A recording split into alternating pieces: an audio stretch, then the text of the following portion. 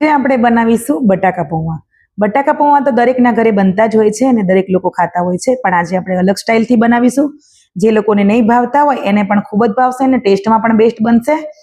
તો એના માટે મેં અહીંયા 2 કપ પૌવા લીધા છે અને ધોઈને 2 થી 3 પાણી સરસ ધોઈ લેવાના છે. ટેસ્ટ પ્રમાણે મીઠું એડ કરીશું.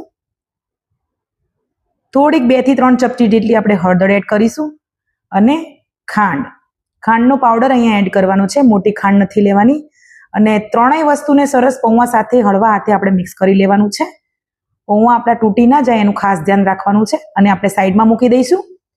આ વસ્તુ એડ કરવાથી આપણા પૌવા ફીકા નથી લાગતા અને હળદરનો કલર પણ ખૂબ જ સરસ આવે છે. અને આપણે જે અલગથી ખાંડ એડ કરતા હોય એનો પ્રોપર ટેસ્ટ નથી આવતો, તો આ ખાંડ અત્યારે એડ કરવાથી પૌવામાં એકદમ સરસ ત્રણેય વસ્તુ ભળી જાય છે, એમાં બેસી જાય છે અને પૌવા જ્યારે બનીને તૈયાર થાય ત્યારે પ્રોપર ટેસ્ટ આવે છે અને ખાવામાં ખૂબ જ મજા આવે છે અને ફીકા નથી લાગતા.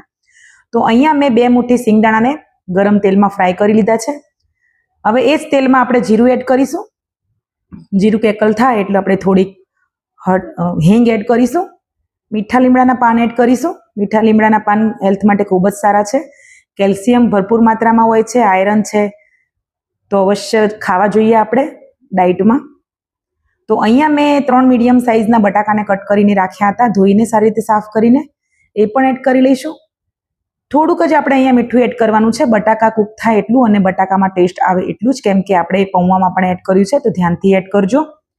અને અહીંયા મિક્સ કરીને ધીમા ગેસે આપણે 5 મિનિટ થવા દઈશું. તો ફરી મેં ખોલીને ચેક કર્યું છે, તો સરસ આપણે મિક્સ કરી લઈશું અને બટાકા અહીંયા આપણા કૂક થઈ ગયા છે.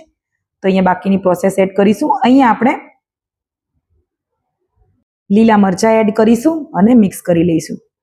થોડીક આપણે અહીંયા હળદર એડ કરીશું અને સરસ આપણે મિક્સ કરી લઈશું.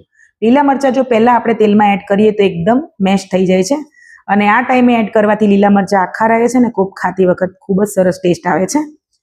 તો બટાકા આપણા કૂક થઈ ગયા છે. તો અહીંયા આપણે જે પૌવાને રાખી મૂક્યા હતા 10-1 મિનિટ માટે સરસ, એ પણ આપણે સરસ જો એકદમ છૂટા છૂટા થઈ ગયા છે ને ખીલેલા. તો આ રીતે આપણે બનાવીએ ને તો એકદમ મમરા વઘાર્યા હોય ને એવા આપણા પૌવા બનીને તૈયાર થાય છે. તો જોતા જ ખાવાનું મન થઈ જાય ને એવા પૌવા બનીને અહીંયા તૈયાર થઈ ગયા છે. જો આંખને ગમે તો મનને ગમે. તો સરસ મજાના પૌવા બનીને અહીંયા તૈયાર થઈ ગયા છે. અહીંયા મિક્સ કરી લઈશું અને 1 લીંબુનો રસ એડ કરીશું આપણે અહીંયા. અને થોડાક આપણે લીલા ધાણા એડ કરીશું. લીલા ધાણા પણ ખાવા માટે ખૂબ હેલ્ધી છે, ટેસ્ટી છે અને આંખ માટે ખૂબ સારા છે. અને લીલા ધાણાની તાસીર ઠંડી હોય છે, તો બોડી માટે ખૂબ કુલિંગ પ્રોપર્ટીનું કામ કરે છે, તો અવશ્ય ખાવા જોઈએ. તો મસ્ત મજાના જોતા જ ખાવાનું મન થઈ જાય એવા બટાકા પૌવા બનીને તૈયાર થઈ ગયા છે. તો આપણે સર્વિંગ પ્લેટમાં લઈ લીધા છે. વિડીયો પસંદ આવ્યો હોય તો વિડીયોને લાઇક કરજો, ચેનલ ઉપર નવા હોય તો ચેનલને સબસ્ક્રાઇબ કરજો અને શેર પણ કરી દેજો.